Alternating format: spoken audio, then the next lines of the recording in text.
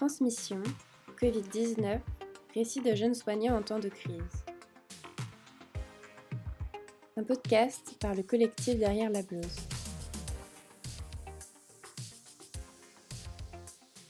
Le virus impacte maintenant le quotidien de beaucoup de soignants, qu'ils soient en ville ou à l'hôpital. C'est toute l'organisation du système de santé qui est transformée. Certaines opérations programmées sont annulées pour laisser place à l'urgence, et les services sont prêts pour recevoir l'afflux de patients.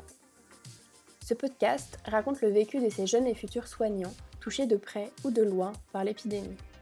À travers leurs témoignages, nous vous transmettrons l'expérience de cette génération mobilisée face aux défis d'aujourd'hui.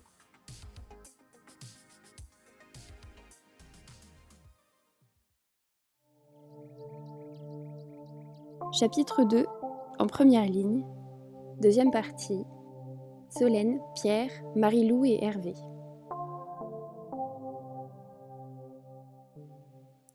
Engagés depuis maintenant plusieurs mois, ces soignants font face, en première ligne, à la gestion de la crise quotidienne du Covid-19.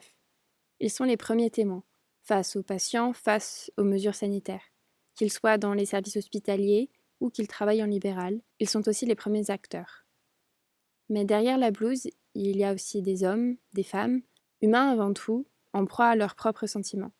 Comment faire face à ces peurs, à ces doutes, quand il faut aussi rassurer ses patients ? Sont-ils ces héros que les Français applaudissent à 20h chaque soir, ou juste les fragiles piliers d'un système plein de failles ? Nous avons rencontré Solène, une jeune médecin généraliste. En ville, les masques peuvent manquer et plusieurs médecins de son cabinet tombent malades, faute de protection. Loin de l'ambiance hospitalière et des équipes multidisciplinaires, Solène nous parle de sa solitude et de ses peurs. Avec l'annonce du confinement, c'était vraiment les montagnes russes au niveau émotionnel. Entre le travail qui fait du bien, car en soi, je vois des collègues, et puis les soirées et les week-ends où je reste seule chez moi la plupart du temps. Ces moments, je les attends avec hâte, car le boulot m'épuise, mais je les appréhende aussi, à cause de la solitude. Ma première pensée à l'annonce du confinement a été plutôt égoïste. J'avais aucune envie d'être médecin à ce moment-là. Je voulais être comme ma famille ou mes amis qui partaient à la campagne avec leurs proches et leurs amis. Ça m'a paru vraiment injuste de devoir, moi, rester en ville dans mon appartement, alors que d'habitude, je puise mon équilibre de vie dans la nature dont je profite chaque week-end. J'ai terminé mon internat en novembre 2019 et j'ai commencé mon premier remplacement juste après. Au cabinet où je travaille, on est passé un peu à l'action, on s'est organisé et finalement, la première semaine, il y a eu très peu de travail. On avait encore le temps d'échanger, de rigoler, et continuer à blaguer et à faire de l'ironie. Mais dès la deuxième semaine, 2 médecins ont été arrêtés pour coronavirus et on a fini avec 4 médecins en arrêt. Au total, au cabinet, il y a 4 médecins, 2 remplaçantes, la secrétaire et 2 internes. Et pour l'instant, on estime que seulement les 2 internes et moi sommes encore indemnes du Covid. Un des médecins a été hospitalisé vendredi. Son état respiratoire ne s'améliorait pas. D'une certaine façon, je pense que j'attends mon tour d'être malade. On le sait, on va forcément tous l'avoir au cabinet parce qu'on n'est pas assez protégés. On n'a pas de masque FFP2, on ne peut pas mettre en place suffisamment de moyens pour changer complètement de tenue toutes les 15 minutes entre chaque patient. Puis aussi, c'est difficile dans ce contexte de gérer l'anxiété de certains patients. Cette semaine, par exemple, j'ai vu un père en consultation avec sa fille de 1 an et elle avait de la fièvre depuis 3 jours, mais il avait fait exprès de ne pas le mentionner quand il a pris le rendez-vous. Pour ne pas prendre le risque d'attendre en salle d'attente avec d'autres personnes malades sur les créneaux coronavirus. Donc venu avec elle le matin, quand on voit toutes les personnes âgées et les personnes fragiles en consultation. Il ne voulait rien toucher dans le cabinet médical. Il m'a dit qu'il avait peur que je lui transmette le virus. Mais pourtant, est-ce qu'il s'est questionné à un moment sur le risque de le transmettre à d'autres personnes, à d'autres patients fragiles ou même à moi ? Honnêtement, j'avais la boule au ventre de colère et de tristesse en terminant la consultation. J'étais tellement épuisée à la fin de la semaine. Juste une hâte, celle d'être en week-end pour faire autre chose mais à peine rentrée chez moi et l'appréhension de passer 3 jours seule monte en flèche et c'est un peu le yo-yo émotionnel. Après, on s'appelle beaucoup avec des amis et je bricole, je jardine, je cuisine. Il y a des moments où je suis contente de prendre ce temps pour m'occuper de moi, de mon appart, de ralentir un peu. Puis 2 minutes après, la sensation de solitude remonte et puis j'ai peur. J'ai peur pour mon collègue qui est hospitalisé et j'ai peur pour moi.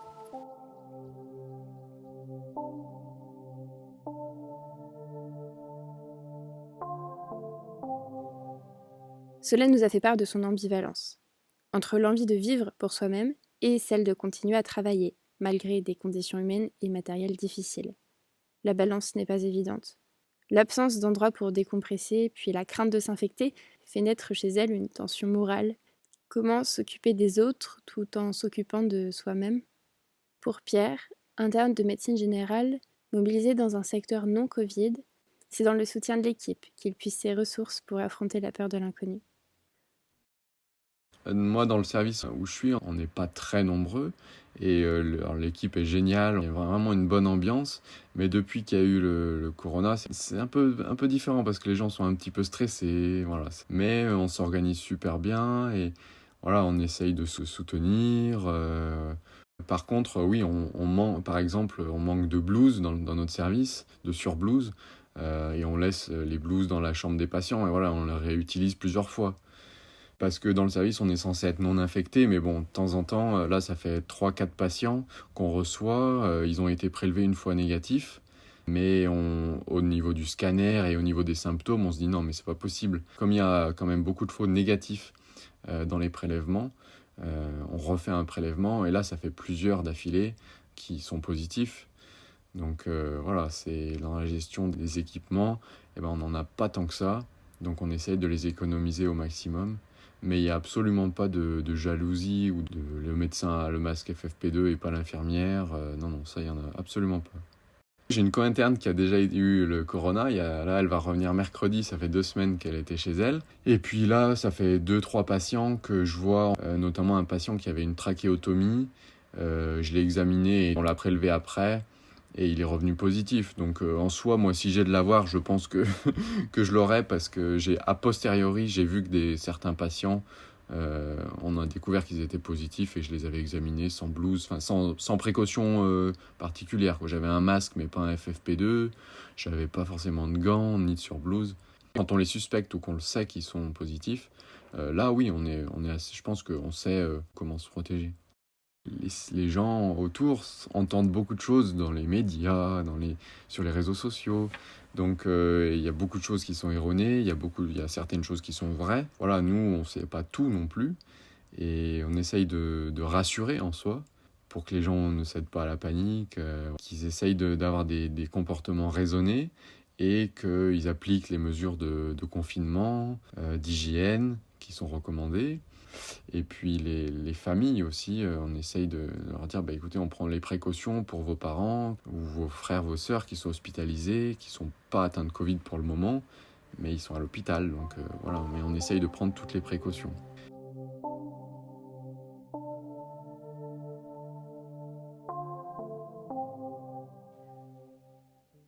C'est comme se protéger face à une contamination invisible. C'est être dans l'inconnu. Malgré les tests et les protections, on ne sait pas tout en médecine. Et Pierre est dans l'attente d'une potentielle infection dont les signes sont parfois peu clairs. Pourtant, il reste confiant en leur capacité à prendre soin des patients, à les protéger et à se protéger. Être au plus proche du terrain, c'est aussi voir ce qui se passe. Et c'est la réalité que nous dépeint Marie-Lou, infirmière pédiatrique, à travers son regard médical. Au tout début, j'étais pas trop stressée. En fait, je me disais, bon, c'est tout, c'est une grosse grippe, c'est pas grand-chose. C'est vrai qu'on entendait beaucoup ça.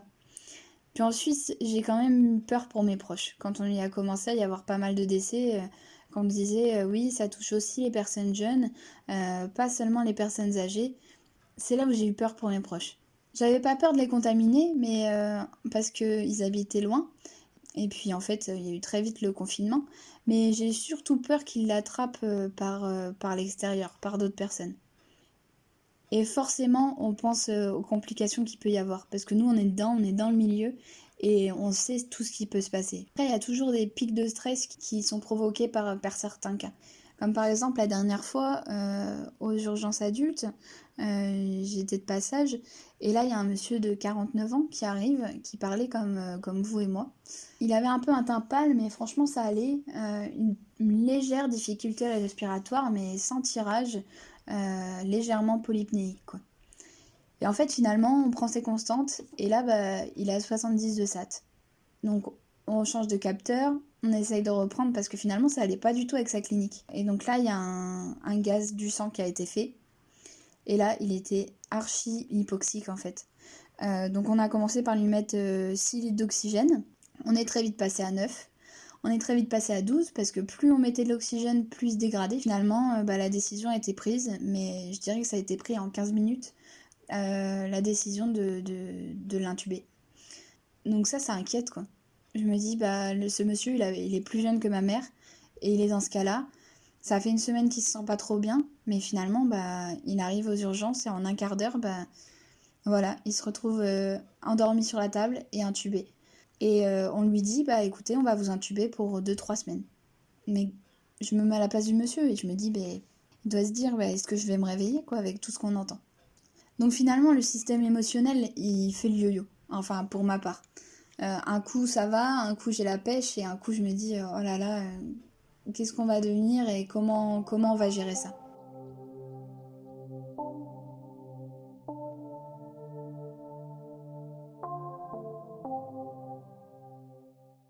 Marie-Lou raconte comment un patient, qu'elle pensait bien portant, s'est dégradé en peu de temps, sous ses yeux. Tirage, polypnéique, désaturation, hypoxique, intubation. Ces mots aux consonances étrangères pour les non-soignants témoignent d'une vision du Covid bien particulière. Ce sont les mots qui décrivent les formes graves respiratoires de l'infection. La difficulté du métier se révèle alors, celle de la conscience concrète des risques et de la réalité de la maladie.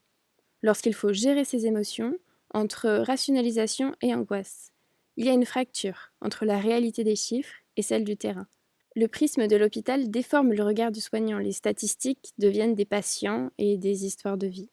En posant un visage sur ces situations pourtant exceptionnelles, gérer ses émotions devient complexe. Entre risques réels et risques perçus, il faut mieux appréhender les faits, mieux comprendre. Cela permet à certains de mettre à distance ces peurs en se plongeant au cœur de leur travail quotidien. C'est le cas d'Hervé, médecin interniste.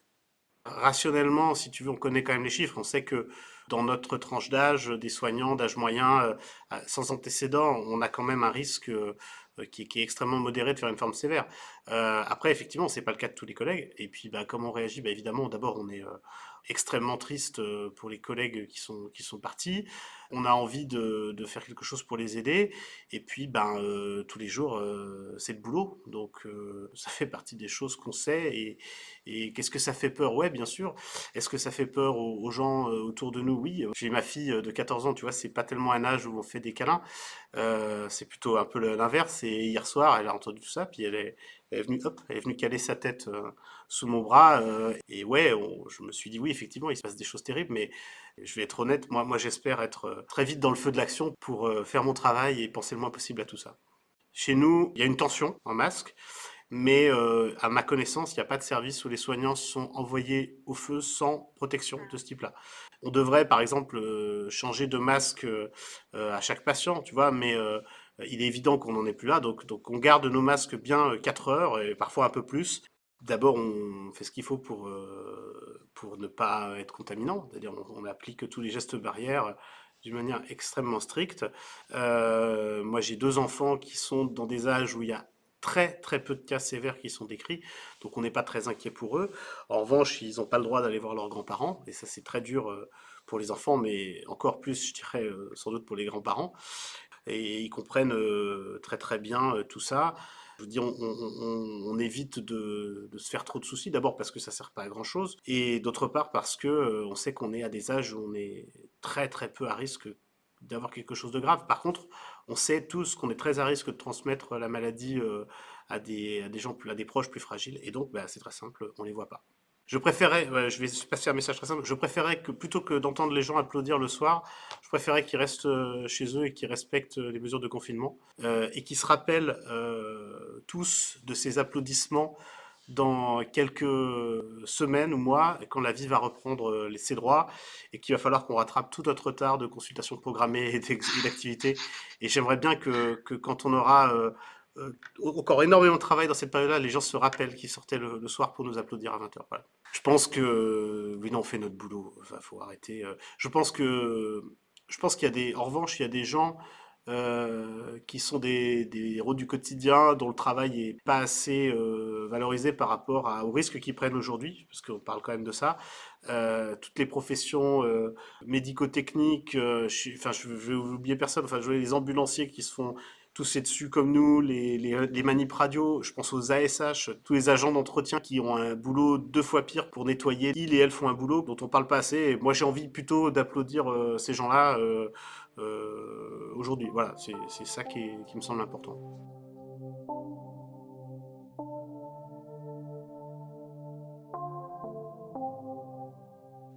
Hervé se voit comme un professionnel de santé, un travailleur, comme il le dit.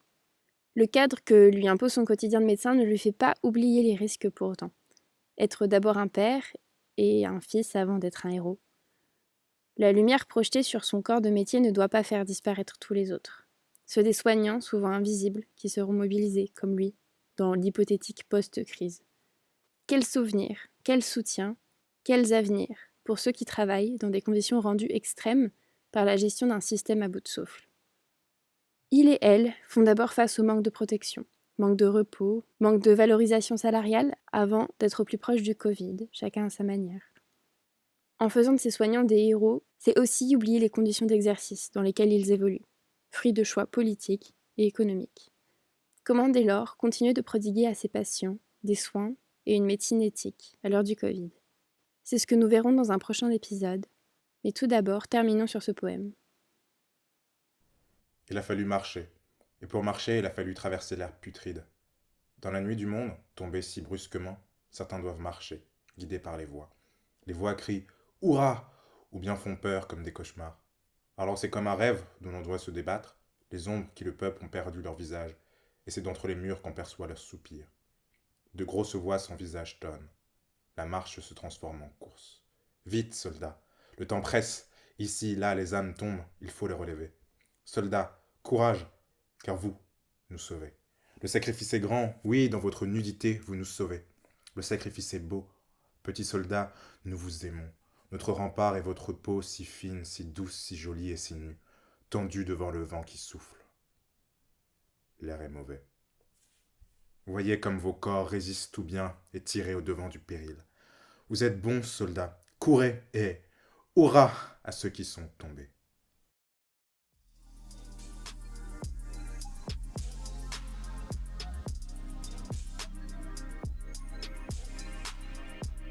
Merci pour votre écoute, prenez soin de vous et à bientôt pour de nouvelles transmissions.